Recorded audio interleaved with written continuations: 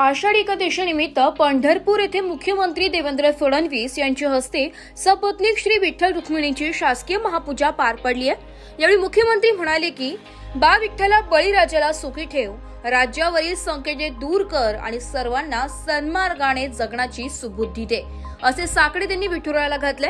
महापूजेनंतर मंदिर समितीने मुख्यमंत्र्यांचा सत्कार केला। यावेळी अमृता फडणवीस, पालकमंत्री जयकुमार गोरे, जलसंपदा मंत्री गिरीश महाजन, अनेक आमदार व अधिकारी उपस्थित होते।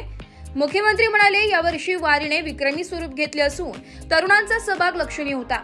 शासन प्रशासनाने उत्तम सुविधा उपलब्ध केल्या असून निर्मूल, हरित आणि पर्यावरणपूरक वारीचे यशस्वी आयोजन झाले।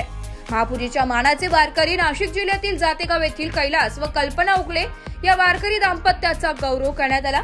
त्यांना मोफत वर्षभर एसटी पासही प्रदान करण्यात आला। तसेच पायी स्वच्छता व प्रबोधन करणाऱ्या दिंड्यांना श्री विठ्ठल निर्मल दिंडी पुरस्काराने सन्मानित करण्यात आले।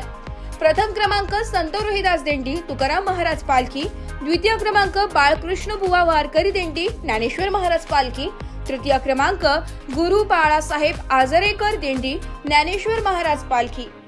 मुख्यमंत्र्यांनी सांगितले की यंदा व्हीआयपी दर्शन बंद करण्यात आल्यामुळे सर्वसामान्य भक्तांना अधिक वेळ दर्शनासाठी मिळाला, याचा विशेष आनंद आहे। ब्युरो रिपोर्ट, नाशिक लोकशाही न्यूज, नाशिक।